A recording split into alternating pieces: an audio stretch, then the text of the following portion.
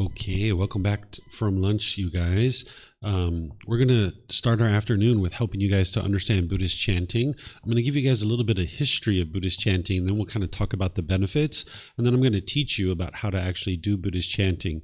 You might decide to get one of those chanting sheets because that's going to help you during our section here. I'll display these on the screen, but having one of those is actually really going to help you. For anybody who's joining us online who would like to learn Buddhist chanting, you can actually get these chanting sheets by going to buddhadailywisdom.com, click on free books, and down towards the bottom you'll see the daily chanting sheet there. But first, let me just give you guys a little bit of history of where chanting comes from before we actually dive into talking about the benefits and how to actually do it. During the lifetime of the Buddha, everything that he taught was oral, that when he spoke, that's what the students actually learned. And if you were learning directly with the Buddha, you'd be able to learn his actual teachings. But they didn't write things down during his lifetime because the technology to write things down didn't exist in that region of the world. It existed in China, but it hadn't made its way to that region of the world yet. So people weren't actually writing things down. In fact, his language that he spoke didn't even have a script. There was no script with it because there was no reason for a script. Many languages during that time frame were oral languages because the ability to write things down just didn't exist yet. So this is where chanting originates from, is that they used it in order to commit the teachings to memory and be able to remember the teachings. Every 2 weeks, they would recite the teachings orally so that they could commit them to their memory. And then that way they could actually practice the teachings. So because of these origins, you can see that there's nothing mystical or magical about chanting. Now, you might run across people at different times that'll share with you that there's some kind of mystical or magical benefit with chanting, but that's not the case. Whenever you're learning chanting, it's important not to see it as a rite or ritual or a ceremony or worship or prayer or anything like that, because depending on what your background is, you might actually think of it that way. But that's not where the chanting comes from. Today, we use chanting as a way to ease the mind into meditation and actually get more benefit out of the meditation itself. But during the lifetime of the Buddha, they used it for a completely different purpose. They used it to remember the teachings. So because of this, you can see that there isn't anything mystical or magical with it. What I'm going to be teaching you guys is called Pāli chanting. The original source teachings of the Buddha were written down shortly after his death, and the collection of teachings that we have available to us now, we refer to as the Pali canon. This is the language that they were written in. And when we chant in this Pali language. This Pali language is no longer a spoken language today. It's only used solely by essentially scholars and researchers and anthropologists and people like this who are actually studying things like the words of the Buddha, and they're studying languages and these kinds of things. So during the lifetime of the Buddha, he most likely didn't even talk in Pali. At one time, we thought that the Buddha spoke in Pali, but there's been some recent discoveries in the last 10 years or so that leads us to think that he probably spoke a language that predates Pali, that was before Pali.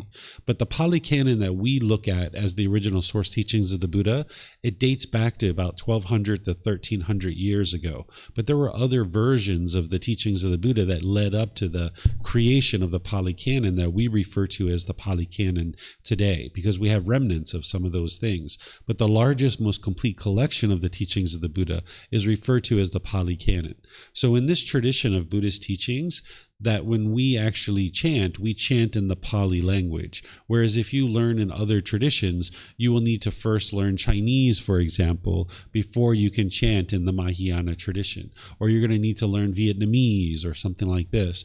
Or you might need to learn about Tibetan chanting and things like this. So each one of the different traditions of Buddhist teachings, they will chant in different ways. But in what's referred to as the Theravada Buddhist tradition, which is practiced in Thailand, Myanmar, Cambodia, Laos, southern Vietnam, Sri Lanka, these places that are practicing Buddhist teachings, predominantly they're practicing what's called the Theravada Buddhist teachings. This means the teachings of the elders. This tradition of teachings considers the original source teachings to be the Pali canon. So when we chant in the Pali language. And if you learn this chanting here, you'd be able to go to Sri Lanka, Myanmar, Cambodia, Laos, any of these places, and you'd be able to chant right along with those people. Even if you've never been to their temple before, you'd be able to chant right along with them. In fact, these Theravada teachings have been spread all throughout the world. So whether you're in Germany or Australia or North America or anywhere else that you might be in the world, there's most likely Theravada temples that are chanting in the Pali language. So this is kind of like a unifying language within the Theravada tradition. So when I teach you this chanting, it's going to be in the Pali language, but it's going to have a little bit of a Thai dialect to it, because depending on what region of the world that you're from, you will chant slightly different because of impermanence. There's not just one fixed way that everybody chants. So when I teach this to you, because I learned it through hearing Thai people chant, I chant kind of like a Thai person. So when you chant, you'll probably chant similarly to a Thai person. But you could go into a Sri Lankan temple, for example, and they will be chanting the same chants, just with a slightly different dialect. But when you guys chant together, it'll sound the same because it's just slightly different from one pronunciation to another. So this is a unifying way to be able to have everybody join a particular event and people can all chant in the same language, essentially. So just talking about a few of the benefits of chanting is that when you chant, you're doing what's called setting up mindfulness in front of you. This is something that the Buddha shares in his teachings, that when he talks about meditation and he guides his students in how to meditate, he says essentially, before you start meditating, to set up mindfulness in front of you. What he means here is to set up awareness of mind, that you don't just plop down into meditation and start actually meditating, because you're not going to be getting as much benefit that way. It's going to take you 5 minutes, 10 minutes, 15 minutes before you start actually getting benefit if you just plop down into meditation. But if you can do something like chanting to bring some awareness of the mind into the mind, now you can ease into the meditation and actually get more benefit out of the meditation. So you'll notice that chanting will do that for you. It helps you to build this awareness of mind, this concentration, this memory, because your mind is like a muscle that if you exercise it, it'll become strong and it'll be very powerful for you. It'll be disciplined. So when you're learning chanting, you're going to have to develop a certain amount of awareness of mind, concentration, and memory to be able to chant. So the way that I chant today isn't the way that I chanted when I first started chanting way back in 2003, right? So I've been chanting now for 22 years and my chanting has changed over time. So however you sound today when you're chanting, that's what you're sounding like getting started. But as you go, you'll notice that it'll improve over time. And this is from exercising the muscle of the mind, helping it to become stronger and stronger.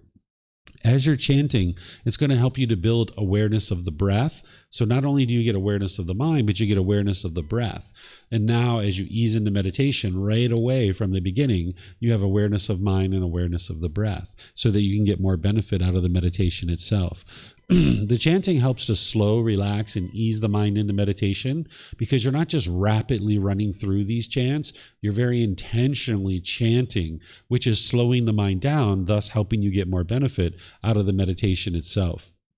When I first started with meditation, I really didn't know what I was doing or how to meditate, and I was having trouble to see any kind of benefit in the meditation practice. But I could notice that my chanting was getting better and better and better each time. And this was motivating for me, that it helped me to see that things were improving. So for me, chanting provides an audible indication that your practice is improving, because you're going to see that from week to week, even session to session, your chanting can be slightly improving each time. And this can be a nice audible indication for you that your practice is improving. I also noticed that it helps to cultivate respect and gratitude towards the elders, including Gautama Buddha. What I mean by that is these chants most likely originated during the lifetime of the Buddha or after his death, and his students probably created these chants.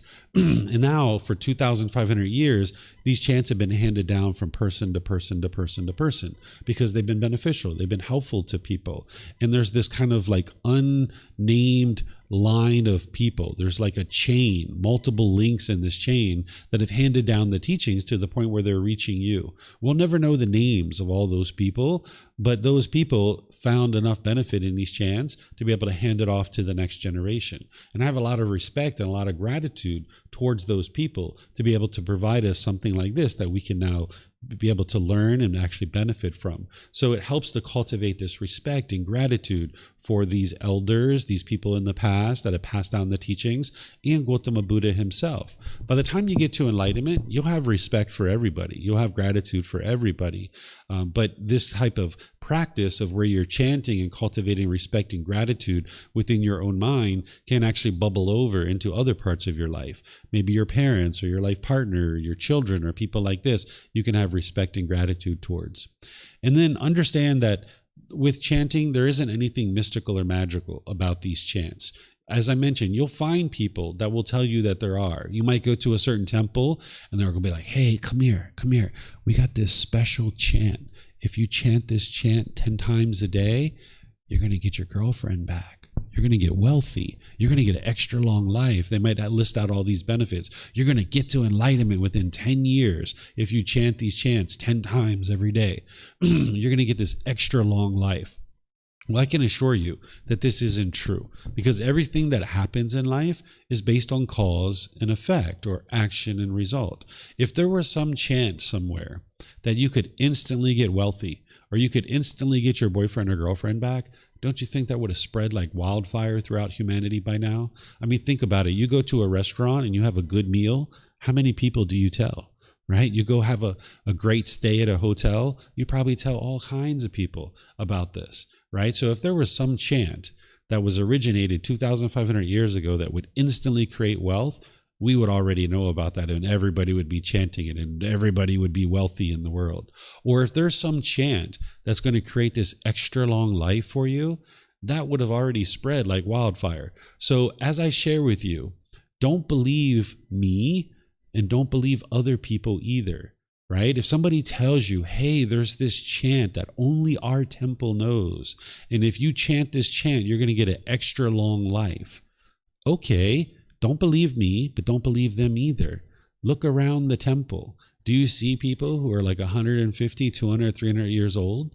Because if you do, then this chant is true, right? It actually works. But if you don't see that going on at the temple, then you know that this isn't true. And this is just something that people are believing. So you need to find ways to independently verify the things that people are sharing with you. And that would be a way to independently verify something like that, is look around the temple. Do you see people 150, 200, 300 years old? And if not, then you know that this isn't true, that it's just a belief. So I can assure you that there's no mystical or magical benefits with chanting, but you need to be able to see that truth for yourself. And where you need to, go ahead and test it so you can see it for yourself. But it does help you with all of these things. It can help you set up mindfulness in front of you. It can build awareness of mind, awareness of the breath, develop concentration and memory. It can ease the mind into meditation, slowing the mind down, helping you to get more benefit out of the meditation itself, and all of these other benefits. Do you guys have any questions on the benefits of chanting and why I teach this? So I'll share this next thing with you before I even teach the chanting to you. During the lifetime of the Buddha, you had to chant in order to get to enlightenment. If you didn't chant, you wouldn't be able to get to enlightenment because you had no way of remembering the teachings other than chanting. Today, that's not the case. You don't need to actually chant in order to get to enlightenment. So this is the one thing that I will teach you that is definitely beneficial, and it will definitely help you, but it's not required in order to get to enlightenment. You can actually get to enlightenment without chanting. So if you learn this chanting and you practice it this week, and maybe for 2 or 3 or 4 more weeks, and you like it, wonderful. Keep doing it. You're going to see the benefits of it. But if you're like, not for me, not really interested in it, you can leave this aside. This is the one thing that I will teach you, that if you didn't do this, you could still actually get to enlightenment. That's why when you look at the Eightfold Path, which is the core central teaching of the Buddha, you don't see anything that says right chanting, right? Because chanting isn't required in order to get to enlightenment. And the Buddha knew that the times would change. So he didn't teach it as part of the core central path that it takes in order to get somebody to enlightenment. But I do suggest that you try it, because it's really going to help you in these ways. And you wouldn't know that, and you wouldn't discover that if you didn't actually try it and you didn't work to develop a chanting practice. So I'm going to teach you guys how to chant. I'm going to teach you these 3 different chants. This first one that I'm going to teach you is called the triple gem, or the triple jewel. We refer to it that way because it has 3 different phrases where you're showing respect to the Buddha, the teachings, and the community. And keep in mind, I don't think the Buddha actually created these chants. They were probably created by his students, either during his life or after his death. These three things, the triple gem, is something that you would need in order to get to enlightenment. You would need to have confidence in the Buddha. You would need to have access to his teachings, and you need to be part of a community. If you didn't have these three things, you wouldn't be able to get to enlightenment. And right now, you might not have confidence in the Buddha, and that's okay. As I mentioned, you might have doubt, but slowly but surely, you can eradicate that doubt. But if you just had two of these things, you still wouldn't be able to get to enlightenment. So if you had confidence in the Buddha and you had access to his teachings, but you weren't part of a community, you wouldn't be able to actually get to enlightenment because you need teachers and guides to be able to help you along the path. Or if you had access to his teachings and you were part of a community, but you didn't have confidence in the Buddha, you wouldn't actually be able to get to enlightenment. So you're going to need to have all three of these ultimately to get to enlightenment. So when you go to any kind of Buddhist event in the Theravada tradition, they will typically open it up with this. Everybody in the group will be chanting the triple gem or the triple jewel because it's so important for our practice. So what I'm going to do is I'm going to teach you three chants. And what I'm going to do is I'm going to do it 4 times. The first time, I'm going to just do it by myself so you can hear what it sounds like and maybe look at the chant so you can see it. Then I'm going to do it a second time by myself, where I'm going to show you where I'm breathing. Then I'll do it a third time with you guys, where I'm guiding you through and I'm showing you where to breathe. Then we'll do it a fourth time where there's no guidance whatsoever. We're just doing it together as a group, and you can just practice doing it. Okay, so I'll show you how this works. So here's the first time through on this one, where you can just hear it and you can look at it if you like, and you can see how I'm pronouncing it. Arahang Samma Sambuddho Mahakawa Bhutang Mahakavanhang Apivateyami Savakato Mahakavata Tammo Dhammang Namasami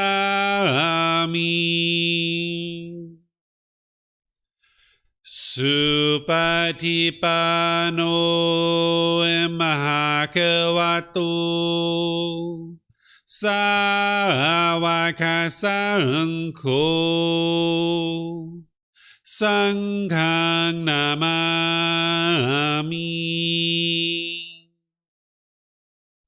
Okay, so that's the first chant. Okay, and if you notice, I do like a little bow at the end of each phrase. This is pretty common. If you're in a group of people doing these chants, typically a lot of people are sitting on the floor. There'll be some people in chairs, of course, but a lot of times people are sitting on the floor, and they will actually bow to the floor as part of this. So since I'm in a chair, I just kind of bow with my hands to my head. Okay, so now what I'm going to do is I'm going to do this a second time, where I'm going to show you where I'm breathing. You don't have to breathe in the location where I'm sharing with you that I breathe, but it just gives you kind of some guidance to help you see where there's a potential for you to breathe. Because there's kind of like a natural pause in the chant where it'll help you to be able to breathe. So what I do is I take a nice deep breath at the beginning, and then I start chanting. Arahang Samma Sambuddho Mahakawa. Then I take a deep breath, or kind of a nice little breath here. Bhutang Mahakavanhang Apivateyami. As I'm bowing, I'm taking a nice deep breath. Savakato Bhagavata Dhammo. There's a breath here. Dhammang Namasami. As I'm bowing, I'm taking a breath. Supatipano Bhagavato. There's a little breath here. Sāvaka Saṅkho. Little breath here. Sanghang namami. Then I'm going to bow and take a nice deep breath to lead into the next chant. Okay? So now we'll do it a third time where you guys can join along, and I'll guide you in the breath, and I'll show you where I'm actually breathing. And if you'd like to breathe there, you're more than welcome to. Okay? So here, if you'd like to take a nice deep breath, now we all chant together. Arahang Samma Sambuddho Bhagava. Breath. Bhutang Bhagavanang Apivateyami. Nice deep breath. Savakato Bhagavata Dhammo. Little breath here. Dhammang namasami. Nice deep breath. Supatipano Bhagavato. Breath. Savaka Sankho. Breath. Sanghang namami. Okay. So these bows that I'm doing, this is all optional, right? It's up to you. It's your practice. You're not required to do anything whatsoever. Everything in life is your choice, right? So where I'm bowing, I bow out of respect for these things, but whether you choose to do that or not is totally up to you. It's your practice. You can choose for yourself. You're not being disrespectful. You're not hurting anyone's feelings. If anybody's feelings are hurt when you're not bowing, their mind is causing that themselves. It's not you that's causing that. So you develop whatever practice that you would like, but just know that people are typically going to bow at the end of each one of these. But whether you choose to do that or not, totally up to you. Okay? So now let's do it a fourth time where I won't give you any guidance at all. I'm just going to chant it through and we can all chant. And what I would encourage you guys to do is pretend like you're like on The Voice, right? Or maybe German Idol or Aussie Idol. I don't know if they have that in Australia, right? Like some kind of singing competition. Not that you're in a competition with anybody, but just belt it out, right? Don't allow the shyness to come in. Get rid of that personal existence view. Just come out with your voice, almost to the point where I can hear you guys over top of this mic, right? That's how I know when you guys are chanting well, is that I can hear you over top of the mic. So just really let it go. Okay, so here we go. No guidance whatsoever. Arahang Samma Sambuddho Bhagava. Bhutang Bhagavanang Apivateyami. Savakato Bhagavata Dhammo. Dhammang namasami. Supatipano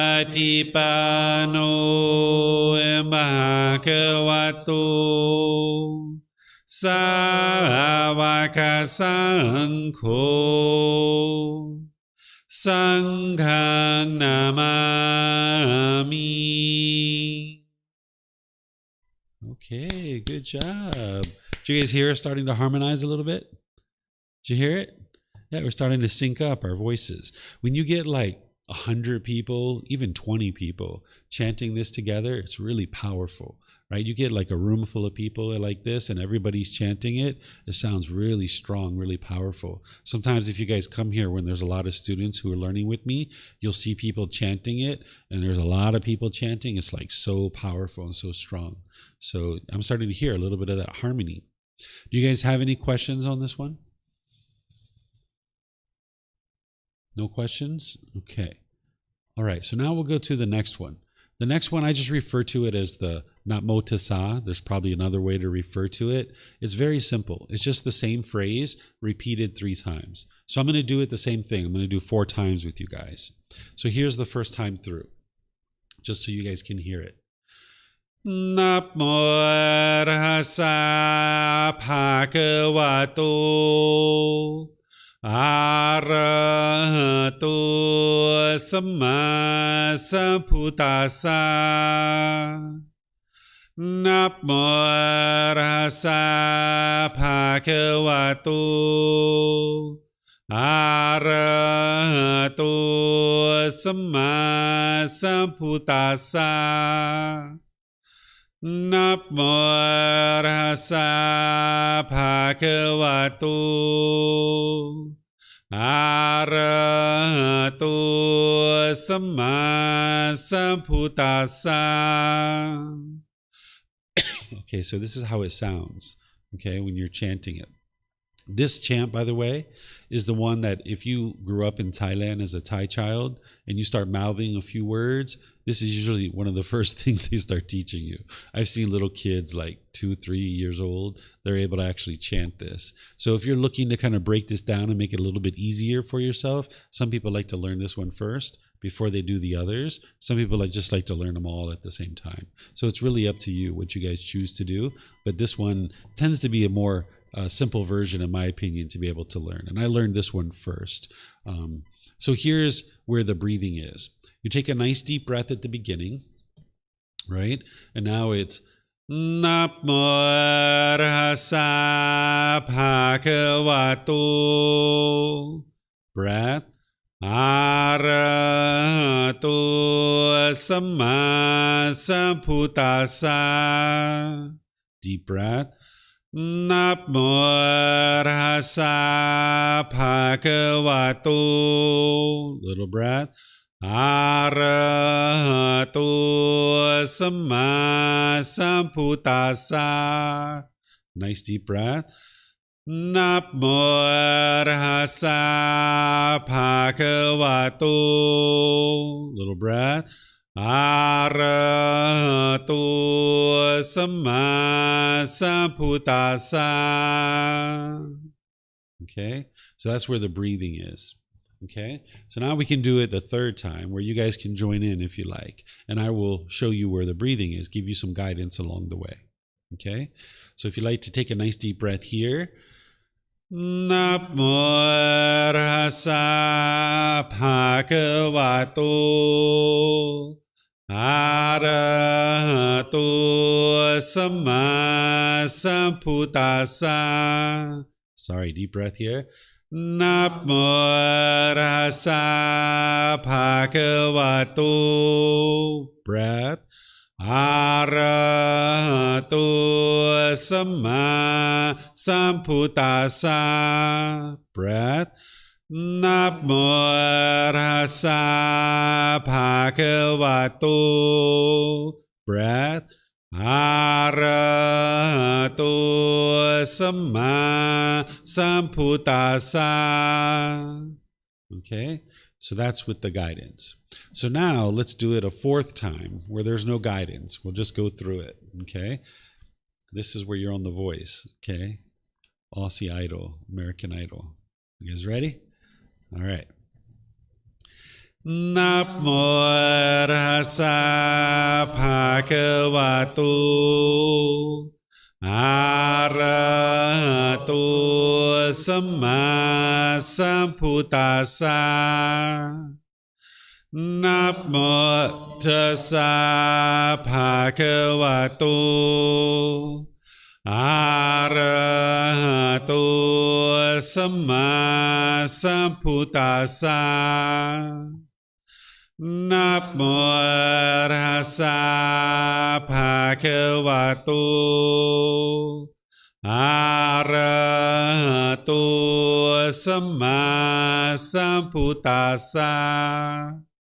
Okay, round of applause. Okay, hearing some more harmony in there. Any questions on this one? No questions? Okay. All right, so now we got the next one. I always found this one to be more challenging, but some people, of course, said they find it to be easier. That's impermanence, right? Everybody's going to have a different experience here. So again, 4 times through. Okay, so here's the way it sounds. Iti piso emakawa arahang samma sammuto vichacharanang sammuno sakhato rokavitu anutero purisa Dhamma sati satatawa manusanang Bhutto bhagavati.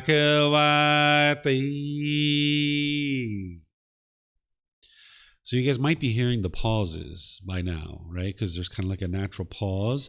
That's where the breath is. But I'll show it to you guys here. I'll do it and then I'll show you where the breath is. Okay, so I take a nice deep breath.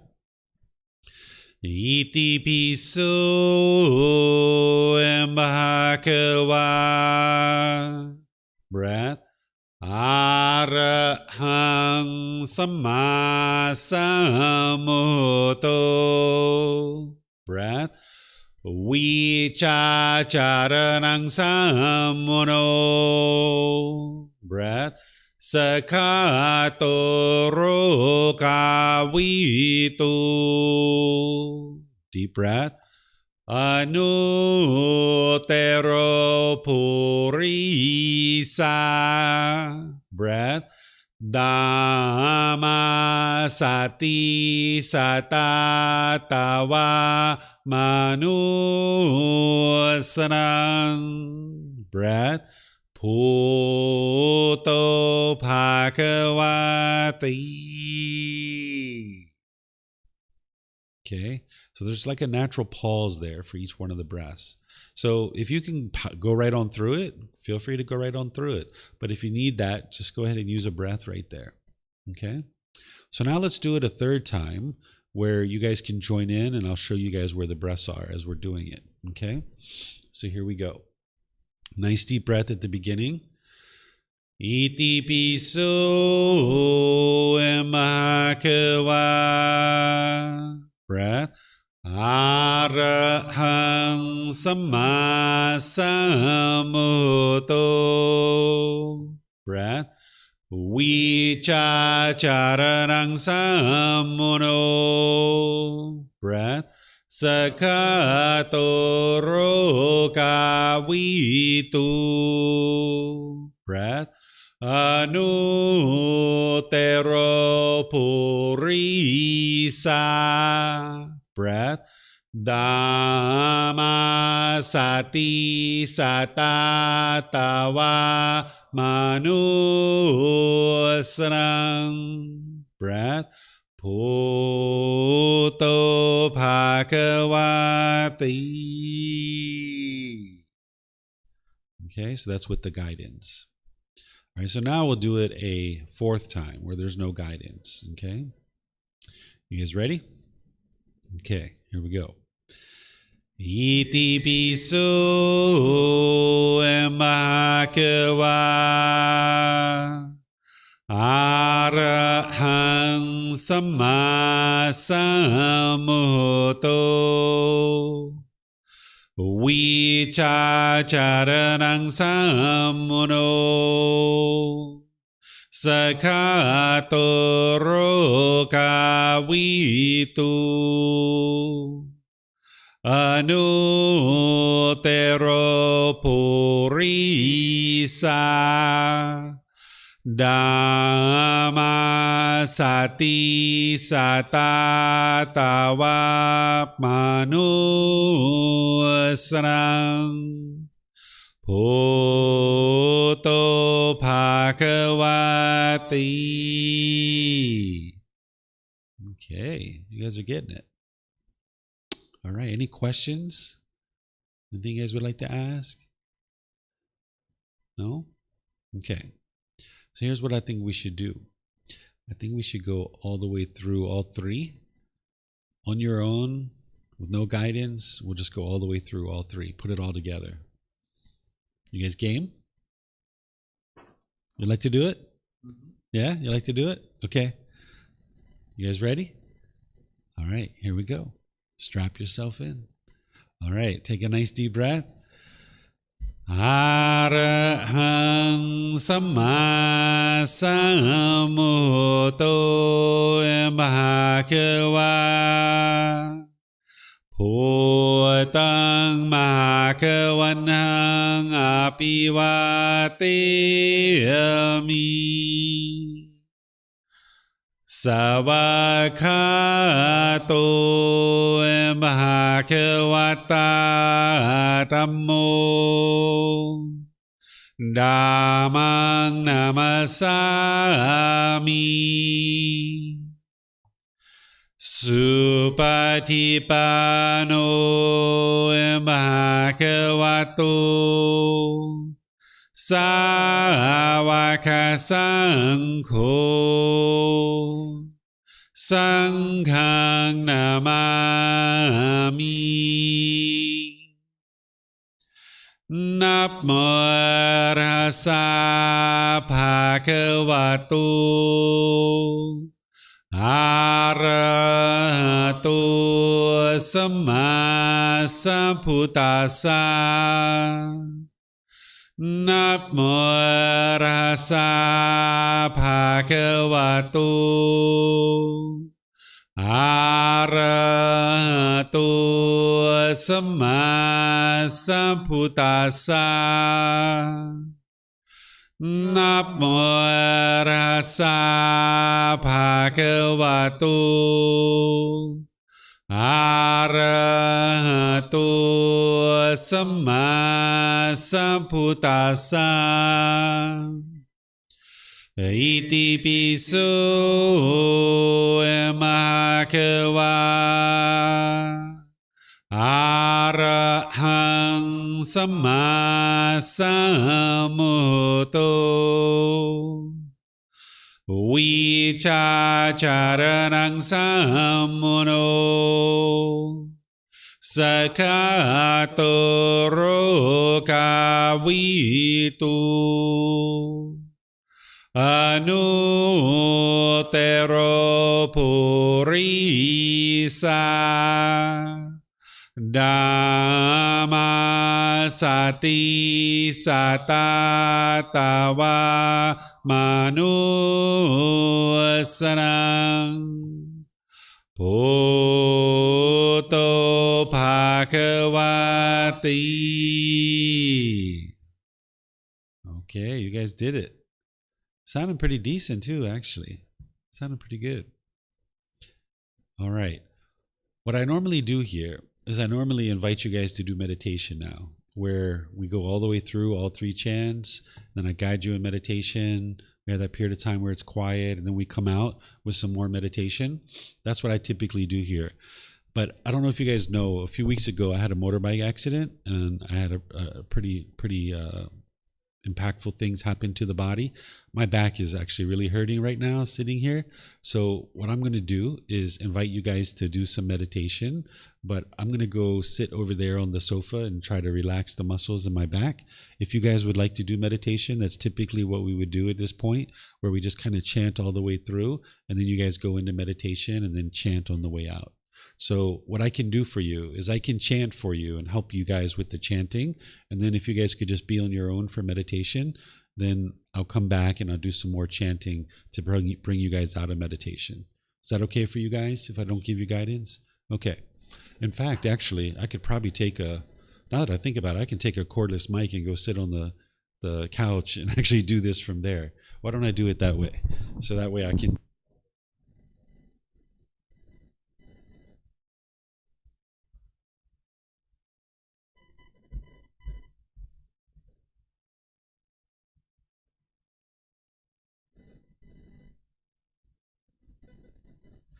All right, can you guys hear? All right, it's working. Okay, so I'm going to do this all from here. Okay, so we're going to do the chanting, and then I'll do the guidance, and then you guys will be on your own for meditation, and then we'll come out with the chanting. Okay, so here we go. Arahang Samma Sambuddho Bhagava Bhutang วันหังอภิวาเตมิสวากขาโตมหาควตาธัมโมธัมมังนามัสสามิสุปฏิปันโนภะคะวะโตสาวกสังโฆ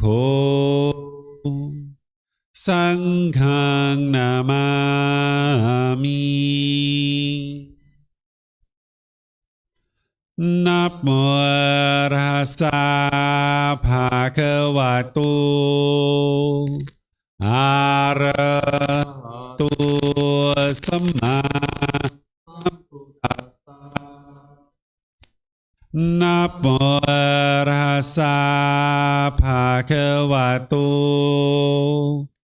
อะระหะโตสัมมาสัมพุทธัสสะนะโมตัสสะภะคะวะโต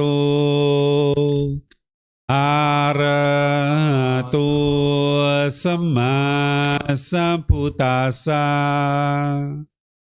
อิติปิโสมหะควาอะระหังสัมมาสัมพุทโธวิชาจารณังสัมมุโนสัคขะโตโรกาวิตุ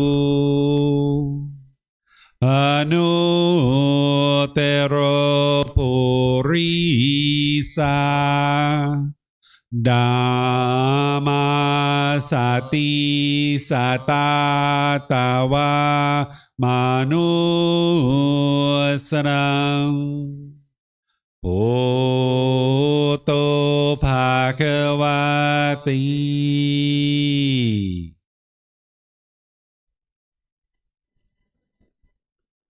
Okay, with the lower body and hands and arms comfortable, and the upper body erect. Just close the eyes and start breathing in through the nose and out through the nose. Here you're just looking to establish the breath. A nice, natural, steady, consistent breath. Not forced or controlled. Just a gradual inhale through the nose, experiencing the full breath. And then whenever you're ready, exhale out through the nose. Breathing in and out. Breathing in and out.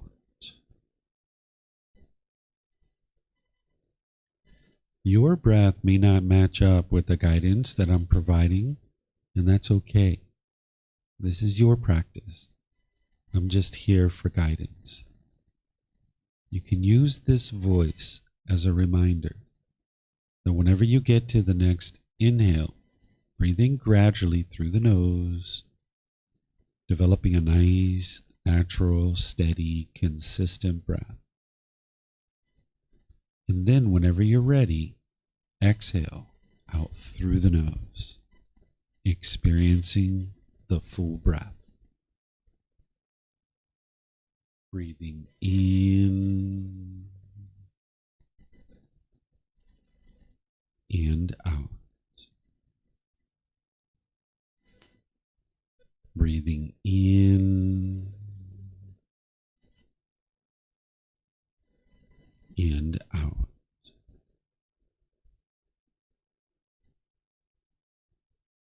With the breath well established, start fixating the mind on the breath, either the sound of the breath coming into the nose or the sensation of air moving over the skin into the nose. The breath is the present moment. Fixate the mind on the breath, the present moment. Breathing in and out. Breathing in and out.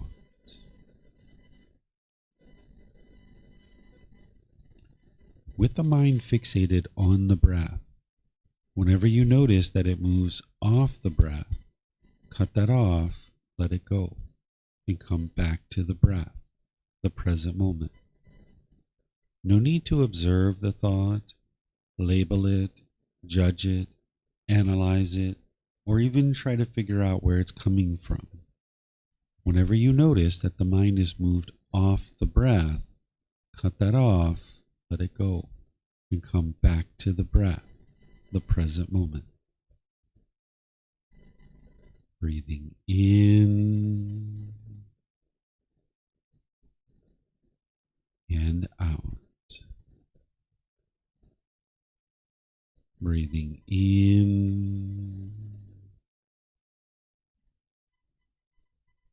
and out.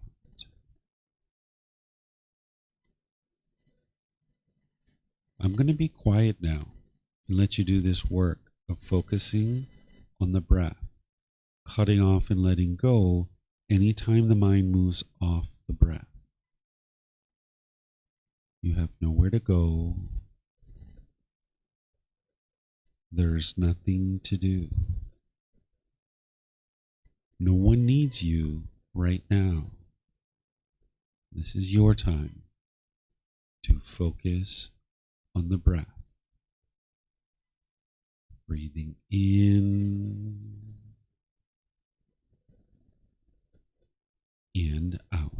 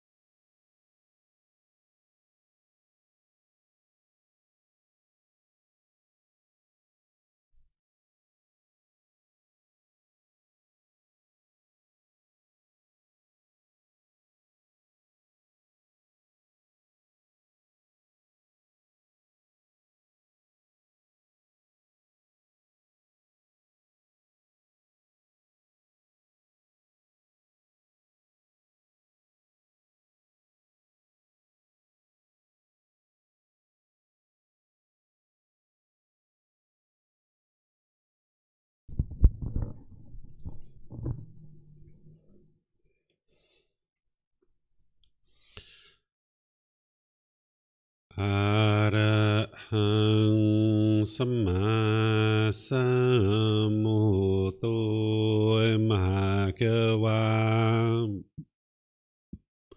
พุทธังภาคะวันหังอภิวาเทมิสวากขาโตภะคะวะตาธัมโมธัมมังนัมสสามิ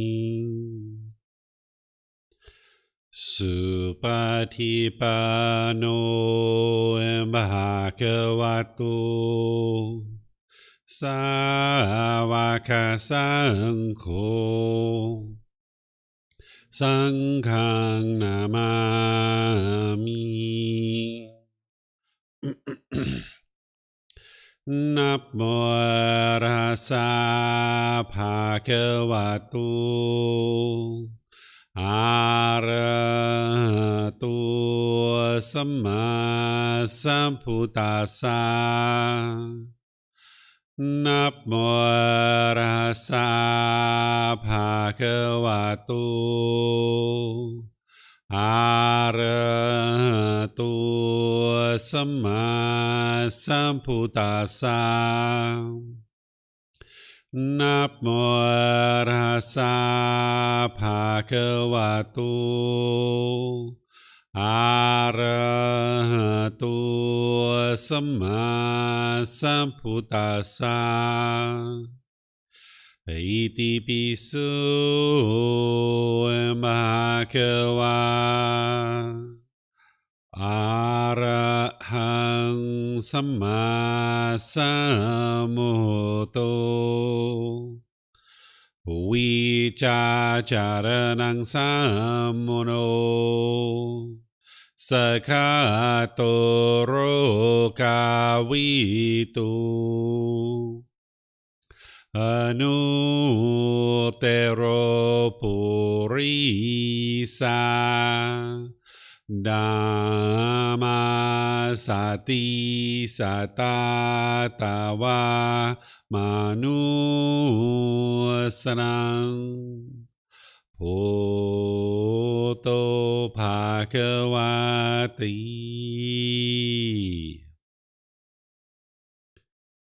If you guys would like to slowly make your way out of meditation,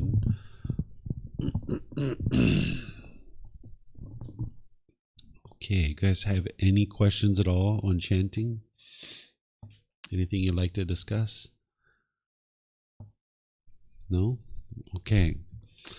Well, I'm just going to end here by thanking you guys for coming. Thank you for being interested to learn. Thank you for your interest in the path to enlightenment. Tomorrow, we're going to start out with chanting and meditation, and then I'm going to be sharing with you guys the Eightfold Path. We're going to spend our entire morning on that with a mid-morning break in the middle. Then we'll have our lunch break, and then when we come back, I'm actually going to teach you meditation. Even though now we're doing meditation together, I actually have a section tomorrow afternoon where I actually teach it to you, the ins and outs. But by the time we get there, you'll have had a chance to do meditation 3 times. So that'll give you an opportunity to have kind of a frame of reference so that when I teach it to you, then it'll make a lot more sense. Okay, so whatever you decide to do today, have a wonderful rest of your day, and perhaps I'll see you guys tomorrow. Okay? Sawadee Kap. Sawadee Kap.